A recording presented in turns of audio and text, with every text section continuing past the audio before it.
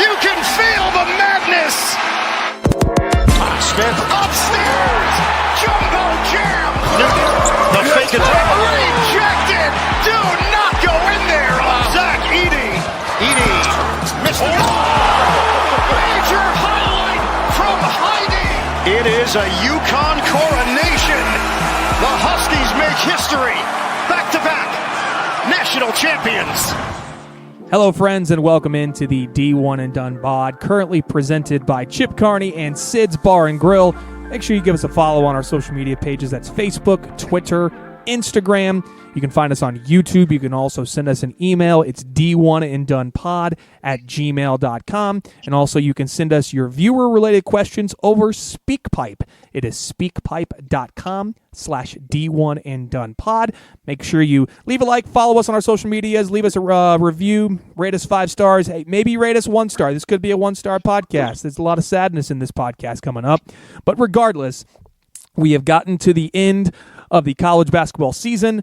I'm Robby Donahoe. Coming in here remotely is Dusty Mills and Nick Mills.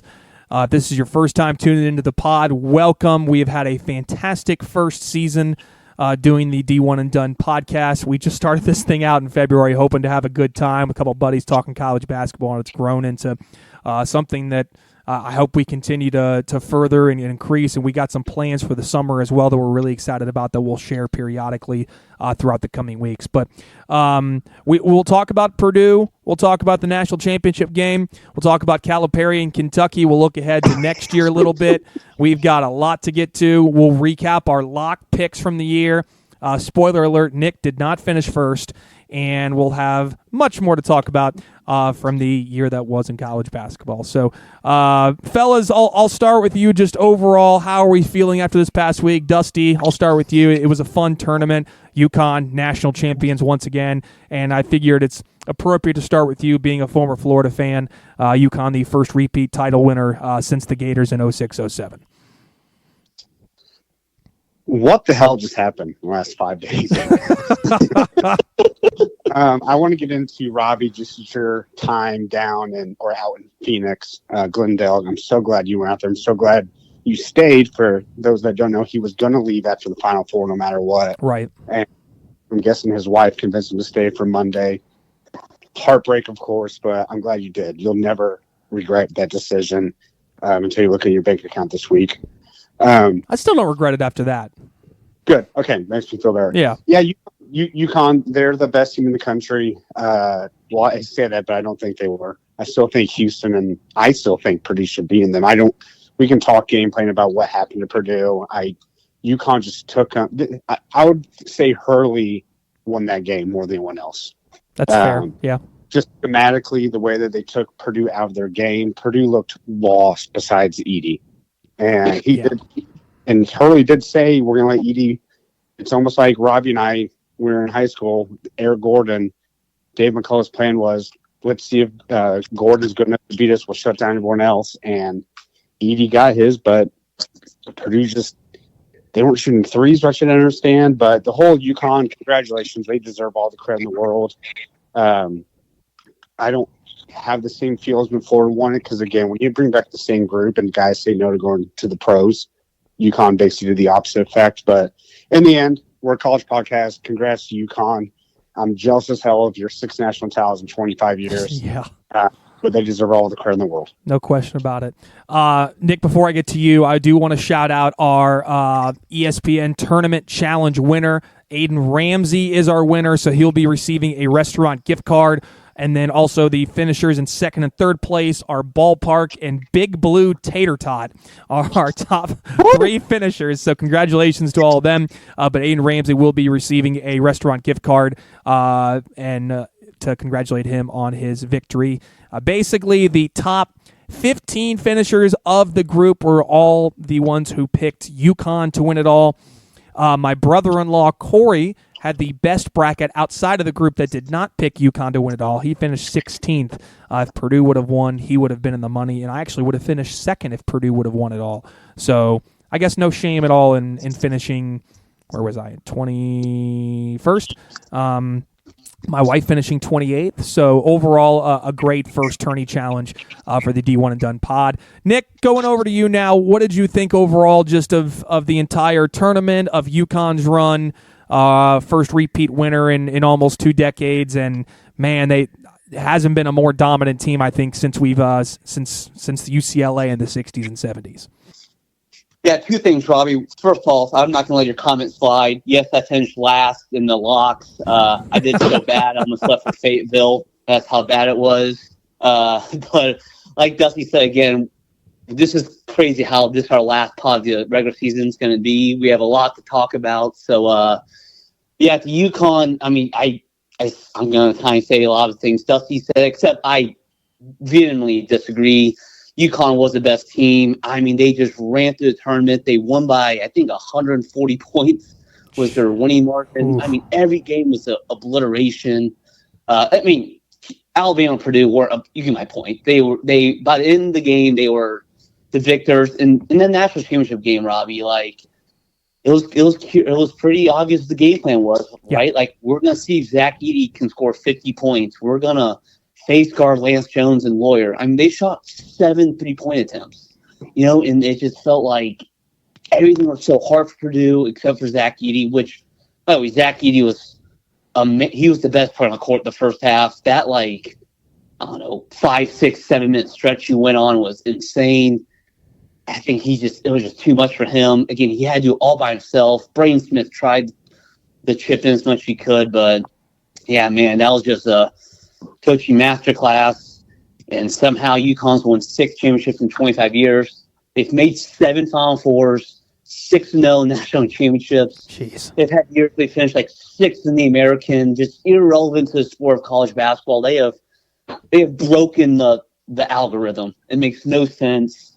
By the way, shout out Cameron Heide, dunk of the tournament. That was sick. I won't give him a shout out, but yeah, it's Dan Hurley's world, and we're just living in it right now.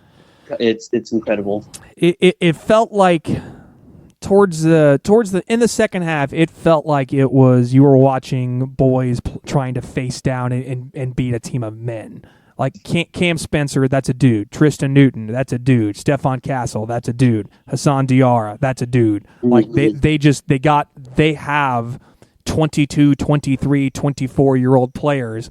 And to Purdue's credit, Lance Jones is 23 years old, but it felt like there was just a moment where it's what can Purdue do? They're legitimately playing against a generational team that nobody could hang with.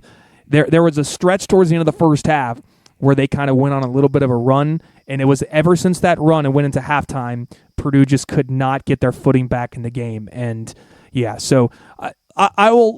Let's start with Purdue, and I will. This is not going to be a rant for me. This is going to be me kind of just explaining my experience in Glendale, in Phoenix, because Dusty, you said it before when you went to the Final Four in 2014. You mentioned how much fun you had going as a fan and seeing your favorite team playing. And I was like, yeah, going into it, I was like, I'm sure this is going to be a blast. We're going to have a really good time. And I underplayed it. It was more than I could have ever imagined. And the festivity and camaraderie of the entire Saturday of the Final Four was fantastic. But what surpassed that was just the sheer amount of Purdue fans and the passion and joy they had for being there on that Saturday. It was, I will never be able to replicate that feeling and the emotion of being there in that moment. Like I compared it basically, the greatest day of my life will forever be May 12th, 2018, which is the day I married my wife. Last Saturdays will forever be the second best day of my life. Even if Purdue wins a national championship, that could eventually push that Saturday, but it was seeing all the. I saw at least 30 to 40 former players at the game. Whether it was Dakota Mathias, I had a conversation with John Octius. I gave a fist pound to Ryan Klein. Saw Drew Brees. Saw Gene Katie. Like it was almost as if it was someone had scheduled a Purdue reunion for that Saturday in Glendale, Arizona, and everyone descended onto that stadium, and it was just amazing. From your standpoint, Dusty, from watching the games, from listening to it, what did you think of just the Purdue fan base that went into Glendale? It sounded like they just basically they took over Phoenix for the weekend. It sounds just very cool, and that's the great thing about just college athletics and an event like that. I know I've heard people that go to the college football playoff kind of say the same thing. To me, the Final Four is probably the greatest. I know ND people are going to be mad because I don't say the 500. I think the Final Four is the coolest sporting event in the world. Yeah. Obviously, there's a bias there, but just see all the Purdue people. We'll talk more about all the people that Robby also met while down there, and hopefully we have some good guests for this summer. But it really is. You said a reunion. That's literally what it is. I mean, I've been to Final Fours that Kentucky's been in, and I have people walk up to me and say, Dusty Mills? So it's just so cool, the pageantry and how excited people are and how it brings everyone together. And it's just it's a memory you never forget. And it's such a fun event. It should be in Indianapolis every year, but it's not. Ooh. And the last thing I'll say is, Nick, when I say UConn's not the best team, that's in spite. They are. So I just want to get that out of the way. Yeah, completely agree. And the reason why I say that that it's never going to be replicated is because there will never be the energy of 44 years of waiting. We will never really ever have that again for Purdue at a Final Four. And everyone says this is a once-in-a-lifetime trip. I got to be honest. I think Purdue is going to be going to a couple more Final Fours here in the next 5-10 years. They got this program is in a completely different direction than where they were 10, 15 years ago, hoping to be that upstart to make a run to the Final Four. I think this is the start of something big. And it always seemed like it was the class of seniors that graduated that kind of left their mark, that they just keep building on one another. And this most recent class, again, they came before 3 other most winningest classes in Purdue history. And this is the one I think that's going to really lay the foundation for the future of what's to come. I mean, people are dogging Purdue for next year, saying, well, you won't have Zach Edey. I'll be honest. I think next year's team has a chance to be possibly even better. And it's the ceiling. The ceiling of next year's team has a chance to be higher than the ceiling of this year's team. But there will never be another Zach Edey. Like, Zach Edey is on the Mount Rushmore of Purdue basketball greatness. It's Zach Edey, it's Glenn Robinson, and it's Rick Mount. And no one else comes close to those 3. Those guys have set themselves as afar from everyone else. Robby, Mount Rushmore has 4 heads on it. Exactly, and that's why we're waiting for a 4th. And that the fourth could very well be Matt Painter bringing a national championship to Purdue University. That's Robby, where that 4th spot's open. I think it's hard pressed not to say Zach Edey's not we can do this list over the summer, a top 10 to 15 college basketball player of all time. I think so. Yeah. That's a conversation for another day. But, I mean, I can't begin to tell you, just leaving that stadium on Monday night and even Saturday, just how freaking proud I was to see everyone from Purdue cheering. And, I started tearing up Saturday after we beat NC State.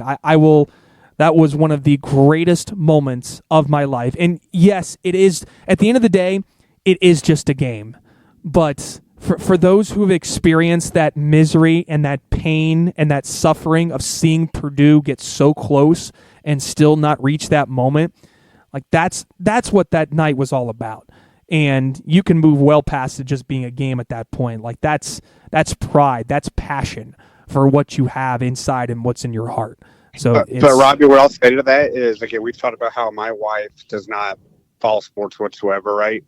And so she doesn't feel that emotional pull that the rest of us feel. But you just talked about the importance of just meeting with so many people, again, a reunion, and just coming together and just seeing faces you haven't seen forever. And just there's a fun factor to it that's just like, oh my gosh, we're all getting excited for something that shouldn't matter to us. It's just a game, like you said, but it's just emotionally fun, and it's just a great moment in life, honestly. Yeah. And Nick, I'll turn it over to you here in a moment. The last thing I'll mention about this, and I have a direct comparison to kind of how I felt. I going into Monday, I felt good. I thought we had a great chance to win. I'll be honest, like UConn was the better team. We may beat them one time out of 15 if we're fortunate. I think if we had a better game plan, it would have been if we would have had a better chance. I think if Braden Smith wasn't dealing with that lingering injury that he had from the Big Ten tournament, that we could have had a better chance. But at the end of the day, UConn was the better team, and they absolutely deserved to win the national championship. So when I covered the Mississippi State baseball team in 2013, making the run to Omaha and play for a national championship against UCLA, it felt like everyone from Starkville, Mississippi basically went to Omaha, and it was this massive Mississippi State reunion. It was their first opportunity. For Mississippi State had never played in the national championship game until that moment. Purdue has played in national championship games, obviously, but it kind of felt, I had that same feeling that night. It was Purdue was just we're not ready to win. We're not ready to be champions yet. And this team had gotten to this moment, they'd gotten to this stage, and they had everyone. It was this massive reunion. The fans were incredible, but the team towards the end of that, just after the first half, and this felt the same way watching Mississippi State in that baseball College World Series in 2013. You had all the hype, all the enthusiasm, all the fans, and it's their first time being there in a long, long, long time. And sometimes you just got to pay your dues before you get there. And I think this is just one of those tolls that Purdue has to pay before they eventually claim that national championship in men's college basketball. They're going to get there. It's going to happen. That famous saying, the night is darkest before the dawn, and I promise you the dawn is coming.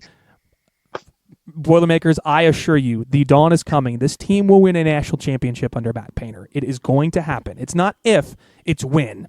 And that win is much sooner than most people want to realize. Nick, your thoughts on that?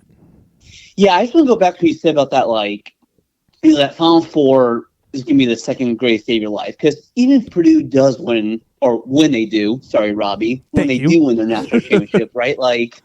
You cannot emphasize enough the 44 years of agony, right? It was not just, Purdue's good this year, right? It was all the heartbreak, all the lead up, right? Because again, I don't think you can just unless you've really just lived through it, even if someone's not a Purdue fan, how hard it felt to get there and all the jokes you made. I agree with that sentiment because I think a lot of people might be really, Purdue wins the national championship one day? That's not going to overtake it, and it might. We don't know. Yeah. We'll have to see when that day comes, but just to finally be there, I'm sure you finally got there. This is actually happening. I'm here. I'm in Phoenix, so I agree with that point all around. But it should be noted, by the way, because Dusty, you mentioned UConn to Final Four. I've been to 3 Final Fours. I've seen Duke win it twice. I've seen UConn win it, or UNC win it once. Probably you've been to a Final Four, saw UConn win it. I've joined the club. I've joined the club of watching Blue Bloods win. We gotta just quit going to Final Fours, man. We just keep watching our least favorite teams win this. This is BS. Incredible. Also, I want to say the other thing about the Final Four that's so cool is I think we talked about this a couple of podcasts ago. Is the argument if it should be in a basketball arena or a football stadium? Keep it in the stadiums. It was, again, you mentioned it was a spectacle. It was it was outside of the parking and the traffic that was asinine. I don't know how an NFL stadium, their parking can be that horrifically bad. Outside of that, it was just a monumentally spectacular day and weekend for basketball. It was so much fun to have that at a stadium. It's the one really good thing that NCAA does, and they make it a freaking event, and it's an amazing weekend. And I just have to ask real quick, did you write a Yelp review about the Cardinal Stadium, about their parking? I did send a review to the NCAA, by the way. They were asking me on a survey, so I was like, the park. I had a great time, and it's one of the best experiences of my life, but the parking was atrocious. And I'm not sure if it was a Phoenix, Glendale problem, but my gosh. But Can I say something real quick? Yeah, go for it. I agree with you guys. It's a spectacle. If you've never been to a Final Four, you can't really know what we're talking about. I get the argument. The gameplay, the shooting, could be an issue. I think that gets overblown at times. It was overblown, 100% overblown. Again, there's a lot of times in Final Four they shoot the lights out. Yeah. I think at times it's atrocious. I get that, but I don't think it's a big enough problem to move it back to basketball arenas. Nick, there's a saying, shoot or shoot. And I think we saw that quite a lot in all 3 games. I mean, Alabama was lights out for a while there. Purdue shot the ball really well against NC State. UConn, when they got open threes, they made them against Purdue. if good shooters are going to make shots. And by the way, we saw that. When I get a chance to talk about Alabama, because we can get to talk right after Final Four, credit to them. They ended up giving UConn the best shot. They sure did. Out of any team. So credit to them, and credit to Grant Nelson. Other than oh my gosh, Heidi dunked the tournament. Yeah, that was amazing. And I mean, Klingon got dunked on a couple times. That alley oop from Braden Smith was awesome. That Zach Edey had on him in the first half. So there was a couple. I mean, and again, that's kind of where I am right now with Purdue. People keep asking, what's next? Can they actually go do it and make another Final Four, win a national championship? It's going to be here in Indianapolis in 2 years. Next year is not the year for Purdue. It's their next best shot is going to be 2 years from now. And it's going to be the Final Four being here in Indy, because it'll be Braden Smith, Fletcher Lawyer as seniors, Miles Colvin, Cam Heidi, all those guys being juniors potentially, Trey Kaufman-Wren, another one of those seniors. Again, the teams that are winning national championships are the teams that are old, that are 22, 23 years old, that are living with upperclassmen. That's where college basketball is now. You can have a couple freshmen sprinkled in here. You have to win with the old guys now. Purdue's going to be old 2 years from now, and they're going to be a completely different team, and a team that's going to be hungry and ready to win. Now, Braden Smith is going to be pissed all off season and probably be ready to go next year and try to make another run at it. But it's just I think this team is just getting started for just super stardom and eventually get to that national championship. But I think the bigger story from all of this is I think this is vindication for Matt Painter. For the longest time, even some Purdue fans, I think, were out there and they were questioning whether or not Matt Painter is really the guy. He has proved everyone wrong. Now, I don't know if he had the best game plan for UConn, but I don't know if there is a good game plan against UConn. It doesn't matter what you do against them. You're probably going to lose regardless. This team is such an embodiment of his focus, his mindset, how he was as a player. He had a great talk with the team after the game that is 3 minutes long. I know it's long, but I think everyone needs to hear it because he speaks truth. He doesn't hold back, and he acknowledges the fact that, it sucks to lose. You got to sit in it, but at the end of the day, it it's worth it, and it all ends up proving to be something that's bigger than what they are, and he directly relates it to life in general as well. So here's Matt Painter talking to the team after the game from Monday night. Like where you start, just think about each one of you guys who are seniors. I wish I could have got everybody in there, but I wanted to make sure when you go back and look at that box score, sacrifices that Carson's made and Chase has made, sacrifices that Caleb made, sacrifices that Ethan made for our team. When Zach was in an interview, he says, we got the best scout team in America. And I always said, normally those lines are just like being nice. And I was like, you know what, I think that's true. We do got the best scout team. Because when you get loaded up and you do things, and now, you don't play as much or you don't play at all, and everybody in this kept pulling the rope in the same direction. There's guys in here who were their roles at other places. They would start, they'd play more, they'd shoot, like whatever, but you sacrifice for the team. Because at the end of the day, you move the bar in this program. How you operate, how you do things, and then what you did and what you accomplished. What you gave us, man. Huge. Huge. What you sacrificed, not starting. Huge. Because you're going to go your way going forward. Don't mean to hurt anybody's feelings here. Okay? When you get married, you get a job, goes on, I promise you're going to have adversity. No one's escaping adversity. I don't give a where you live and what you do. You're not escaping it. All right?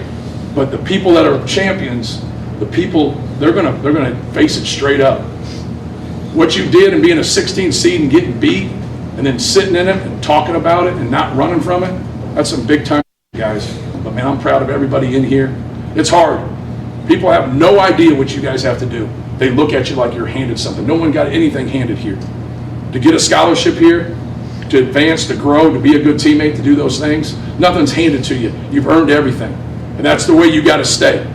You got to stay hungry, you got to stay humble, and you got to keep doing things. You got to keep treating people the right way. All right? And that's all we. So it's so prophetic just how Matt Painter talks to the team, and he thanks Mason Gillis, Ethan Morton, Zach Edey, all the seniors for everything they did. I am so proud that Matt Painter is my coach at Purdue, and I say that because I don't know if I would fully feel the same way if Dan Hurley was my head coach. Now, I will say this: Dan Hurley right now is the best coach in college basketball. There is no question about it.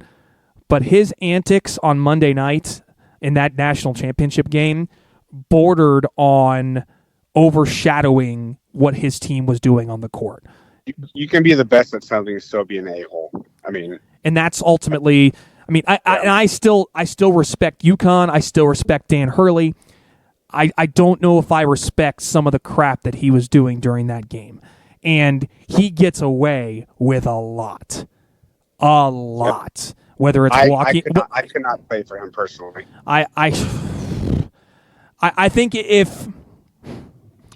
I think maybe I could. I know he's going to push me to be my best. I think it takes a special, certain kind of player that can play for that coach. Cam Spencer is basically the epitome of that. Like, that dude is he's a dude, and he fits exactly what Dan Hurley is looking for in that program. But when the moment that stands out to me the most from that game is during a timeout when after Zach Edey had set a screen, I think it was on Stephon Castle, and he comes out and he starts smack talking Zach Edey. I have no respect for a coach that is trying to get in the head of another team's player. Like, you coach your team, we'll coach our team. You worry about yours. Like, that was BS in my opinion. And like pushing Cam Spencer while he's out on the floor. No other coach in college basketball is doing that kind of crap right now. I don't think I've ever seen that in my life. Never. Because we were figuring out what happened, and I was trying to explain to Haley actually how, like, in baseball, if you're a first or third base coach, you can't touch a runner or you're automatically out. Right. I've never seen that in a basketball game. I haven't either. Where he went out and couldn't contain himself and pushed his own player.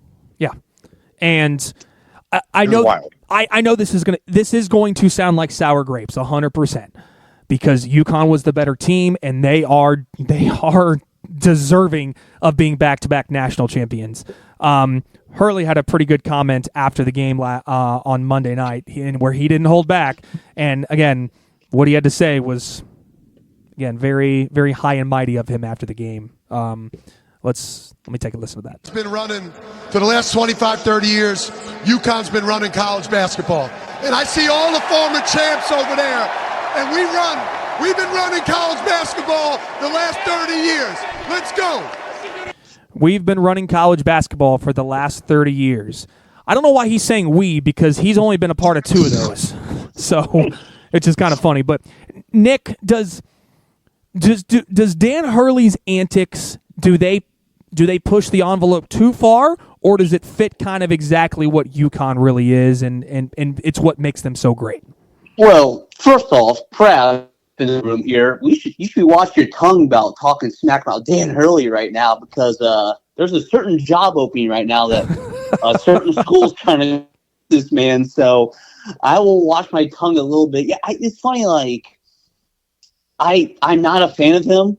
Hurley, if you're listening, I'm sorry. Yeah, it's like Coach K. I'm trying to think of other, like Tom Brady. Like, I hate like with all my heart, hate them. I am very much annoyed by him, and I think it's over the top. I don't know why. I've not reached that point with him. Maybe because, like, again, it seems genuine and authentic at the end of the day. Again, like, to me, I thought the shoving thing to Spencer was honestly hilarious. Like, I can't believe he lost his mind that much in the moment. Yeah. He thought it was like an August practice. So I really don't know how I feel with Dan Hurley, because again, he has just won at such a level, which, like, I think you can be abrasive and, talk the way you are. So I am not a fan by any means, but I don't know. He's kind of broken my brain a little bit here. That's kind of, I feel the exact same way, Nick. There's the genuineness about him that we've talked about before, that you like this guy, because then it's that I mentioned, it's that dual personality. It's he seems like a crazy schizophrenic psychopath when he's on the floor, and then when you pull him away from basketball and you just get him in a one-on-one sit-down interview, man, he sounds like an incredible, like, he's so cool. It's weird. Go ahead. And Say I that again. think too, like, and he makes fun of himself too for Yeah. being an idiot. And like his whole story, like, you know, his brother was like this 2-time national champion. His dad was this famous coach. He was kind of like the Right. third banana, his whole family. But then there's times he is a maniac on the court. And then the way he whines a lot too. So it's just like you said, like, it's just he's all over the place. And there are very few coaches that can do that and basically get away with it and also back it up. And right now, he is 100%. He is backing it up. So yeah, incredible. So there's I don't know what else to say about him. The fact that it's two last things on it. First thing is it pisses me off that and this is the part of me of being gracious in victory and defeat. He hasn't said one word about the fact that, congratulations to Purdue on a great season. I haven't heard any of that. So that kind of part of me that pisses me off. Part of me. I said this in our pre-show. I think when he first gets on the podium, he immediately shouts at Purdue. He may have said that. No. I'll tell you what he said. I think he meant it in a nice way. I really do. So I'm actually backing him on this. But none of us have been in that moment. So I can't imagine that you figure that he's feeling right at that time. But he goes, Purdue was clearly the second best team in the country. That's what he said. Exactly. Yep. Yeah. And it comes off, if you want to break it down, as it can come off wrong. But I think it was a compliment. It was a backhanded compliment in a sense. So yes, he did say that. It's like a pat on your head, maybe a little bit like, "Hey, nice job, you're second best." Like a little butt slap. Good job, kid. Exactly. Yeah. The second thing, and this is the last thing I'll say, is his arrogance fits perfectly for the East Coast. Like that is exactly what the East Coast is all about. I disagree, Robby. I think it fits more in the SEC.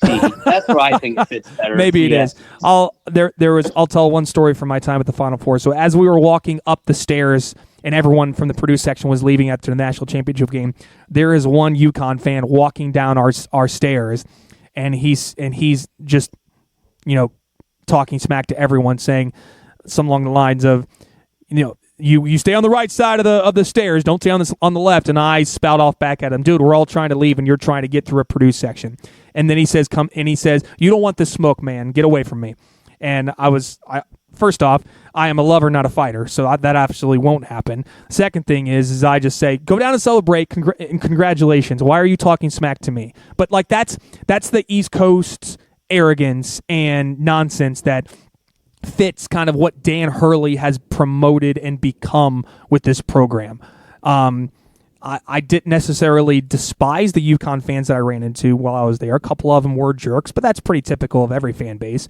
But just overall, it's weird because I respect UConn, but I also really don't like them because of just some of the things that they do that really bother me. So that's why if Purdue ever does win this whole thing, it's not if, it's when they win the whole thing. It's going to be a fun feeling to look back on this and kind of endure the pain and suffering of what we've gone through.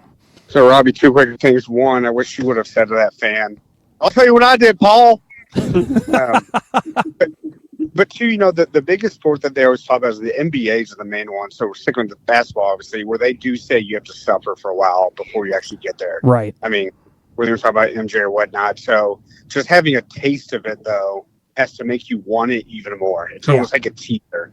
And just makes you more excited for the next time they get to the Final Four. And that's kind of what I mentioned, and that's why I made the comparison to that 2013 Mississippi State baseball team. It's, sometimes you got to pay your dues first before you can really reach the mountaintop, and I think that's kind of what's going on with Purdue. So, again, Final Four was awesome. National Title Monday was incredible.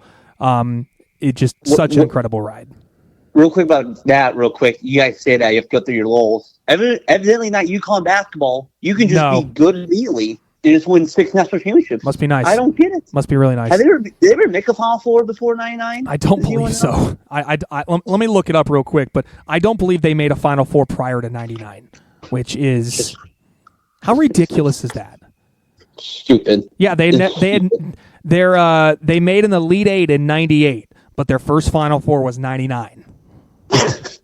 They had Elite Eights in 64, 90, 95, and 98. So Jim Calhoun started getting that thing going in the mid-90s, but it took a while. So last thing I'll say about this game, about the entire experience, about the Final Four, maybe this was a win-win for me, in my opinion. It would have been awesome if we won a national championship, yes. But I got to experience the whole thing with two of my best friends, and my wife is officially a Boilermaker now. She is all in on being a Purdue fan. Like, she was yelling and screaming and getting to the game more than I was in some moments. Like, in that moment, in that time, I was more proud of my wife than I was of anything.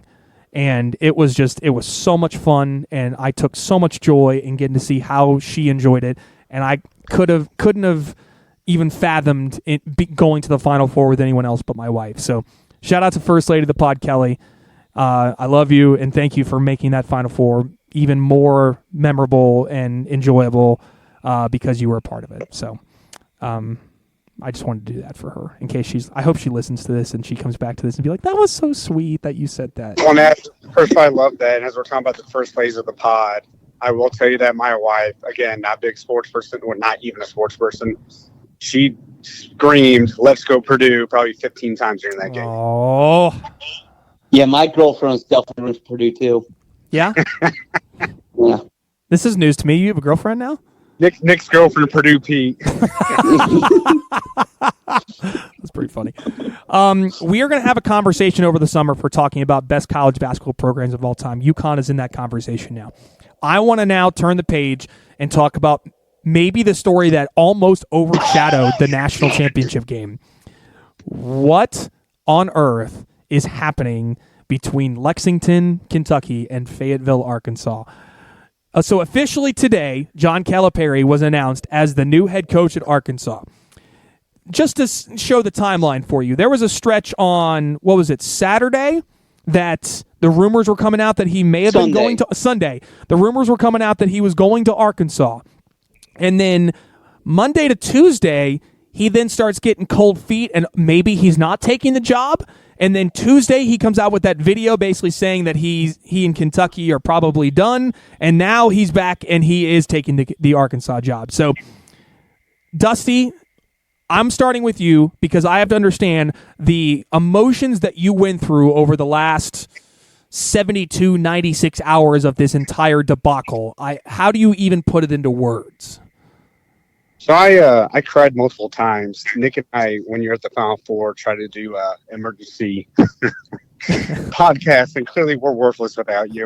Oh, did it not get posted? We had to record it, and it was on Twitter, but would not let me post it, so it got deleted. Oh God! But I was on the phone with my dad and Nick. This is wild, and you guys have heard me say so many times. I mean, John Calipari is my coaching idol, even like the idol in life. Just the way that he presents himself, he's so genuine. I don't know. I mean, the stuff that I'm hearing is that there's a rumor that he went to Barnhart to match money and whatnot, and Barnhart said no. I don't know if the school said no. It was just a very wild 72 hours where it's crazy that was happening on the day of the national championship too. Yeah. Which kind of took focus away from that, which stinks because that was the matchup we all, those two in Houston, that's the matchup we wanted to see all year. The whole thing is mind-boggling. As a Kentucky fan, I'm bummed for someone who never won Cal League. I want him to retire there. I think that should have been his legacy. I thought he'd find a way to talk about Painter winning a national title. I think he would have gotten another one eventually in a single elimination tournament. But it's been crazy. I'm still trying to wrap my head around it and still get information from sources that I have, just be like, what actually just happened? Nick, what is going through your mind right now with all of this? This is honestly the last time we saw this. I think the only other time I can remember this really happening in recent memory that was just shocking was when Tommy Tuberville left Ole Miss to go to Auburn in football. That's my only other comparison. Like, that's just, I'm sure there's been others, but that's the first thing I think of off the top of my head is that happening. First of all, it did not occur to me right now. This is our first thoughts. People are hearing from me and Dust about this whole Correct. thing. I'm trying to figure out because again, diehard Kentucky fan. I could probably do 45 minutes. I have so many thoughts, so many things to say. Let me start off by saying this. Okay, I wanted Cal fired. I thought it was time for both sides to move on. This I'll say. I think this is the best for both sides. I really believe that. Yeah. I think it's time for Kentucky to move on. And I think it's time for John Calipari to move on.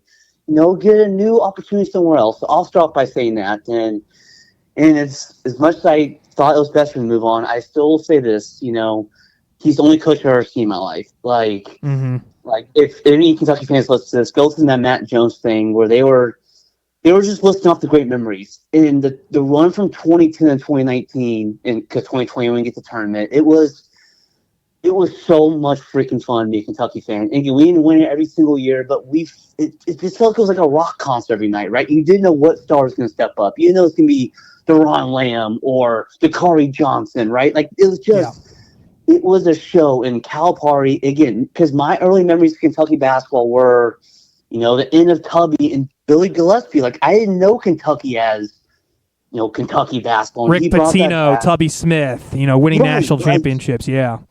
That's not what I knew. And he brought it back, so much fun. And it stinks how it ended. And it's going to be so freaking weird seeing him coach Arkansas next year. Well, just blue to red is such a massive heel turn of colors. Like, that's going to be the weirdest one. I know he coached at UMass, but he's been with blue forever. Right, that's so true. And UMass, again, it's a mid-major, so it almost feels kind of like a not knockoff, but you get my point on that. He felt like he coached, because he coached the Nets even, which is kind of like a darker blue. So this is going to be so weird. And yeah, Dusty, I heard the same thing where it sounded like, Cal didn't have leverage, so they went to Arkansas to try and get leverage, and then sounds like Kentucky said no. Which, by the way, we've not really got to talk about this. How about SMU joining the ACC?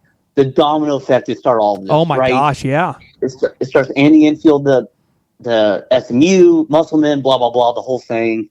So again, it really is shocking. We've gotten to that point. Sunday night, that hour for Nick Mills, my dad being with each other, just trying to figure out what's real, what's not real, was crazy. I'm not sure if I'll eat Tyson chicken again. That's going to be really weird. That's how I feel about Jersey Mike's, by the way. I'm never going to eat Jersey Mike's again with all the Rutgers losses Purdue's endured. The Jersey Mike's at Orlando Airport has the weirdest aftertaste. I advise no one to go to Good to know. I will remember that. Good to know. So just the last one more thing. Yeah, go for it. Here today at 4:30 on this Wednesday. It sounds like Nate Oates has said no. Which again, it's college athletics. Coaches say no all the time, and sure. Then, change. So it seems like Scott Drew is the front runner, as we say here today, because the whole Billy Donovan thing is interesting. Because again, the Bulls could play for a little bit. How long do you want to wait? And the transfer portal.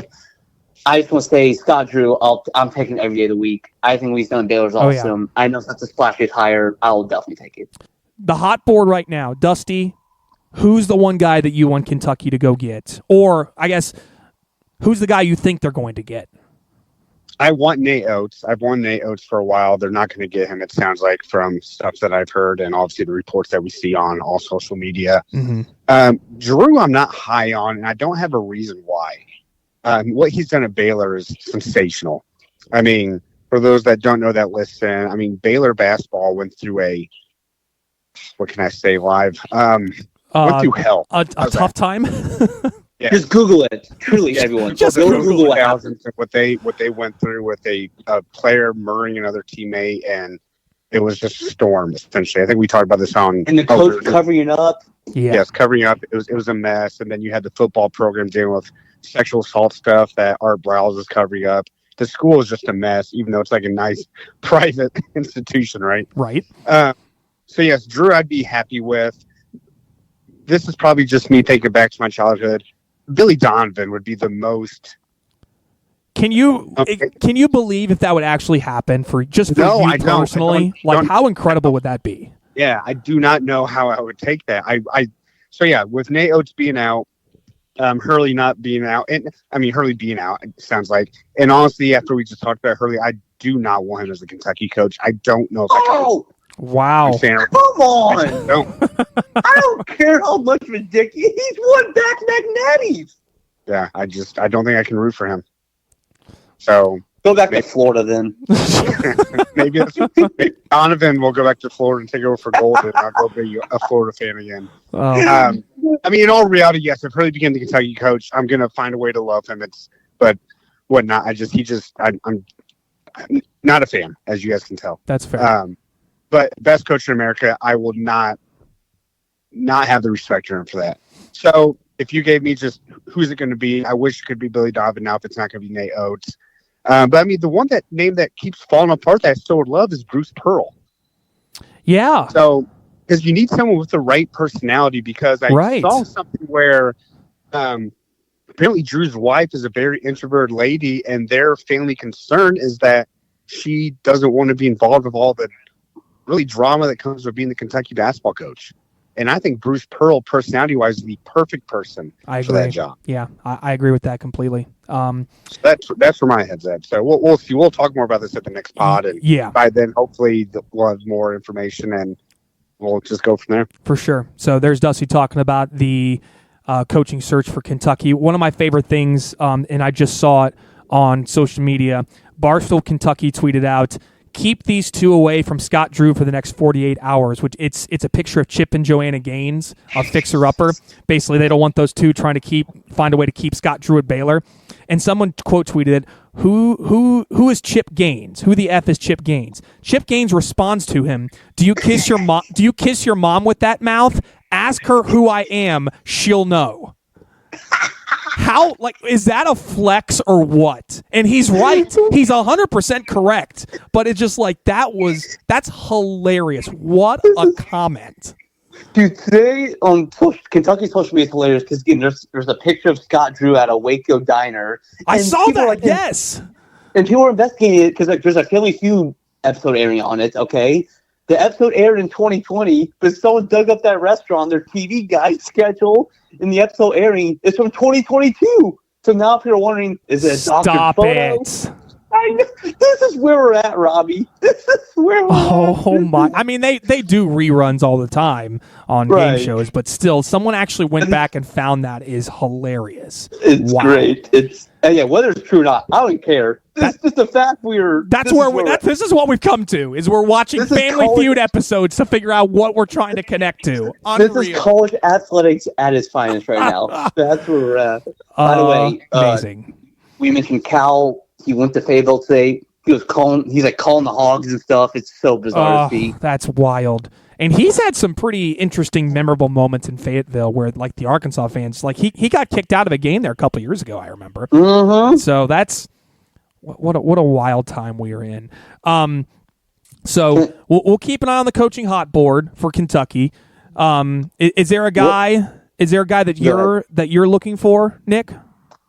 Yeah, I keep forgetting we didn't have our initial reactions. Thinking my order of win is the guys who are probably gonna say no, but at least pick interest at, right? The Jay Wrights, the Brad Stevens, right. The Dan Hurley's, that top tier, okay. Mm-hmm. And then there's Nate Oates.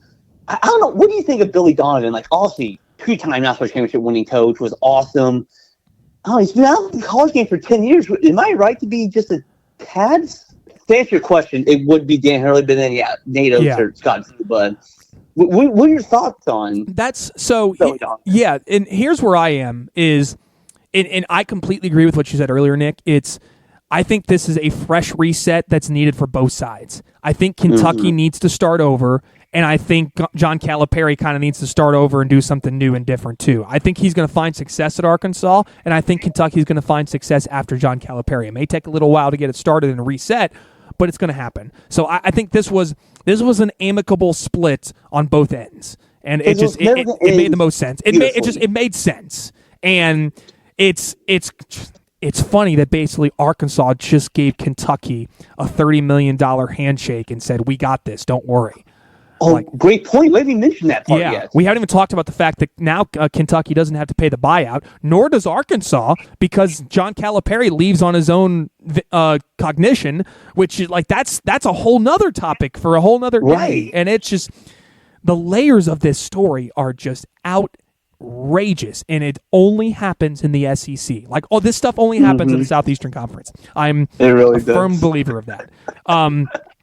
I think Scott Drew would be a good hire. I think Dusty made a good point as well, and I think you might have mentioned too, Nick. you need the right guy in for this spot because it has to be someone who can schmooze. It has to be a great coach, and it has to be someone that's willing to kind of get their hands and their feet dirty. Like you're going to have to get in the mud when you're in Kentucky. That's not meant to be a put down. It's meant to be those are the kinds of things you're going to have to do to beat out the Kansas, Duke, North Carolina teams for those big players to come in and play for you. Like unfortunately, that's just kind of how college basketball is now. So no, like I agree with you because again, like I think SEC football has this too. There's a certain level, like a politician, for lack of a better term, you have to yes, be. yeah. Don't push back out. Pelby Smith wasn't necessarily the most gregarious person. But again, like it's a different age, right? So maybe a little more different. Matt Jones on Twitter just now basically tweeted out, Dan Hurley still hasn't officially said no. Not saying he won't, but Hurley has had a number of chances to say no explicitly, and he hasn't publicly. And he also hasn't said no with UK either. And at Coaching Changes comes back and says, we still do not think Danny comes, but obviously Matt is very well connected around BBN, so it's worth sharing. Yeah, because he's had these answers to like, right, he's not said the words, I'm going to be the coach of UConn 24, 25. Right. He said a lot of things, and again, I think it's less than 1%, but just it's noteworthy.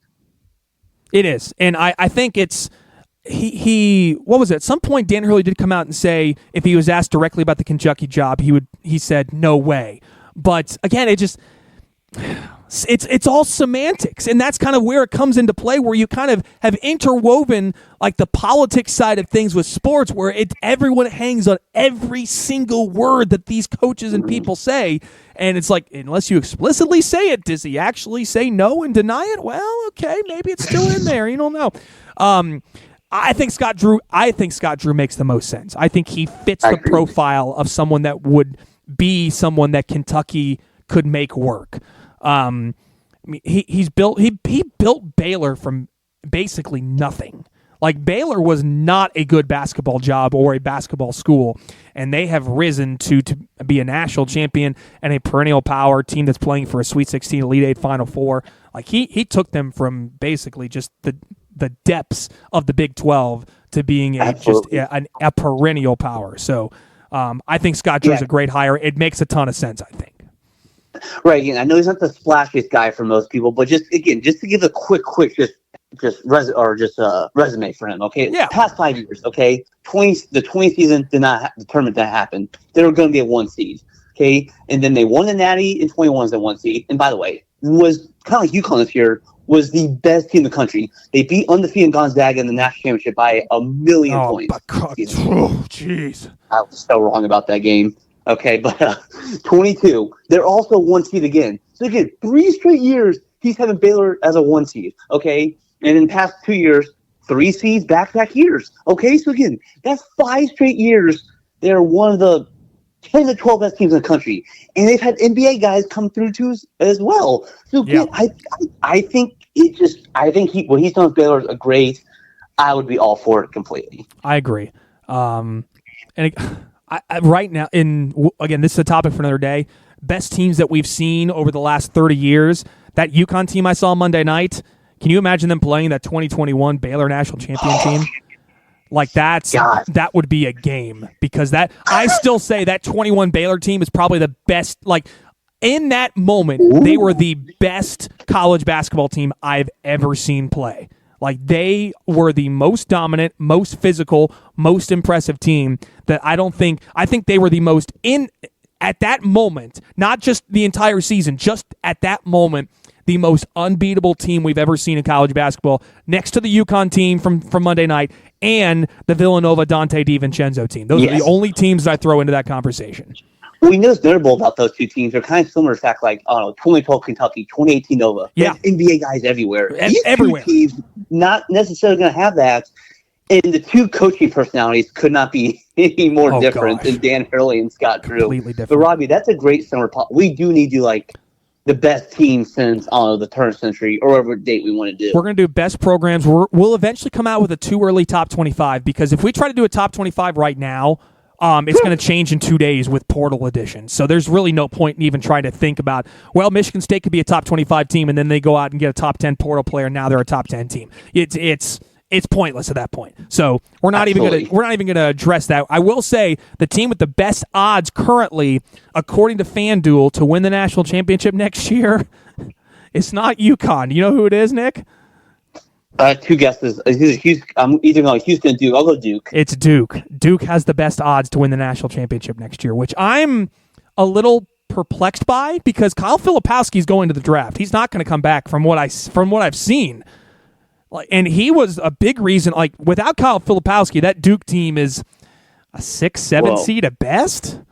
Well, luckily for them, they have a better version of Kyle Filipowski coming in. I know, Cooper Flagg. So yeah, but again, a freshman like that. You're depending on freshmen to win a national championship. We have not seen that in the last few years, especially with the addition of the COVID year. So I'm a little shocked by those odds, in my opinion. Real quick, very quick.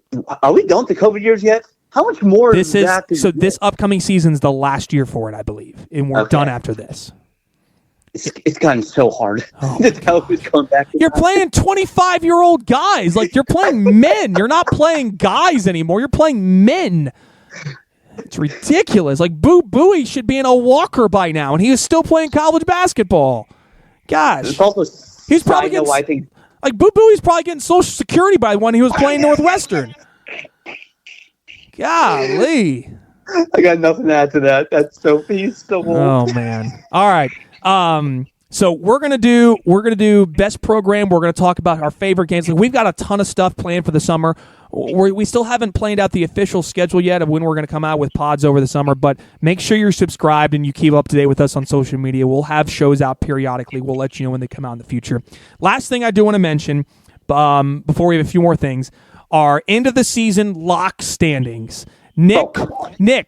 You were the only one who got your lock correct over Final Four weekend. So I got to shout you out for that. So I'm going to give you a rim shot for that because you're still 3-6 overall. It does not matter how you start, Robby. It's how you finish. That's so what matters. You finished strong. Dusty finished 5-4. His moneyline Purdue lock did not go well. And then my Zach Edey over 25.5 was looking great at halftime against NC State. And then second half, they started playing more from the outside. And so I finished 7-3. I finished on top. So that's the end of our season lock standings. But Nick, I have faith that you're going to get it turned around in season 2. I know it's going to happen. Well, Robby, I only see the other TV shows or just any series. Sometimes when someone doesn't perform in season 1, they write off the character or they kill his character off. So I hope I return. Nick, you're not getting killed off. I promise. This is not Game of Thrones. We're not going to kill you off. You're coming back. Don't you worry. You're the king that was promised, my friend. I almost just made a joke and gave a spoiler to people, but some people have not seen certain If TV you shows, haven't seen Game of Thrones by now, I'm sorry. Like, you're just, I'm one of them. Get on board. Get Max. I spent an entire summer watching all 8 seasons or whatever. Just watch the first. How many seasons? Hold on. How many seasons of Game of Thrones? I know that kid becomes the king at the end. That's all I know. So there's 8 seasons of Game of Thrones. Just watch the first 7. Spoiler. Watch the first 7 seasons of Game of Thrones, and then maybe watch like the last. Actually, no. Only watch like the first 2 or 3 episodes of the season of 8, season 8, and you're fine. You don't need anything more after that. Robby, another summer pod idea. Best TV shows of all time. We've got so many ideas, and I rubbed elbows with a bunch of people in Phoenix that I would love to have on the pod going forward as well. So we've got a lot of plans going forward that we're really excited about. So, Nick, any last news and notes, anything else, or anyone you want to shout out? Absolutely. I just want to shout truly to you and Dusty, and I guess myself included, and Kelly and anyone else there on the pod. What a fun first season, Robby. It's been a blast. I'm glad. It was a great time doing it. Thanks for all you do.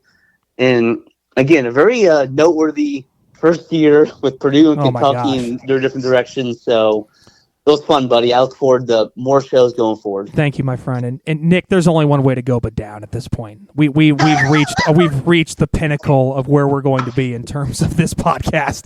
No, this has been so much fun. We've had a blast. Everyone who's been on with the pod, we really appreciate you. And again, we really Jake. No, even producer Jake, we have to shout him out. So going forward, we really wanted to start this podcast off with everyone kind of in our inner circle, and then we were going to kind of grow from there. So that's kind of what the plan is going forward. Is we have some people we want to have on the pod, especially over the summer, where it won't be super college basketball focused, but it'll be kind of a sit down, maybe tell some stories, have some fun. We got a lot of plans in store. So just keep an eye out for future pods. We'll have an emergency pod once Kentucky decides who they're going to hire. We'll get on. We'll give you our reactions real quick about that, because I know we have plenty of Kentucky fans that want to know about that. So yeah, we got a lot of stuff in store. So we're really excited about that. So and everyone, basketball's not dead in the state yet. Go Pacers! Hey, go Pacers! NBA season's been a lot of fun, so excited to see how the Pacers can finish this out. So before we wrap this thing up, I have to kind of take it on a left turn and talk something a little personal here from me. So if I tear up and start getting a little emotional, I apologize. So Nick, you're on here with me. You're going to have to deal with me in this moment. So I apologize. All good, buddy. I apologize ahead of time. My amazing grandmother, her name was Jane Donahoe. We called her Nani. She passed away earlier today, and she is I don't even want to say was. She is one of the most incredible women and people I have ever been around. Many of you may have not have met her. If my family's listening to this, they're going to know exactly what I'm talking about. I could say so many things about her. I think one of my biggest takeaways about my amazing grandmother was it wasn't until about 5 or 6 years ago when I found out that she actually grew up in Chicago and grew up going to Cubs games in the 50s and 60s. And even down into the 1940s. Like I never knew, as someone who was a lifelong and diehard Cubs fan, I never knew this about my grandmother. So for the last 5 years, I've been basically just unearthing all of these stories of her riding the train to Wrigley Field and going to Cubs games when she was a younger kid, and growing up in Chicago and riding her bike down the street and going to school in the Chicagoland area. This is something, and I never knew it until it was about 5 years ago. And I'm so grateful and so thankful that I got to experience that from her. She was not a diehard Ohio State fan until she moved to Zanesville, Ohio, and became a Buckeye. And I found my passion for college athletics from my dad, and my dad got it from his parents. And so I can directly thank my grandfather, Pops, who is my namesake, Robert Smith Donahoe Sr., and I can also thank my grandmother, Jane Donahoe. So this podcast right now is happening because of my grandmother, Nani. So she has reached her heavenly reward. She's no longer suffering, and she's no longer in pain. And I'm forever grateful for that. And this podcast is for her. So for all of you still listening to me amidst my weeping and willowing, thank you. And I hope all of you enjoyed the Final Four weekend and had a great time listening to our amazing pod. That'll do it for season 1 of the D1 and Done pod. Thank you to everyone for interacting and being involved with this. And thank you so much for just making this possible. Nick, Dusty, and I cannot thank all of you enough for giving us this platform and an opportunity to talk and love college basketball. So for one final time, for Dusty Mills, for Nick Mills, I'm Robby Donahoe. Thanks for listening to the D1 and Done pod, and we'll see you next time.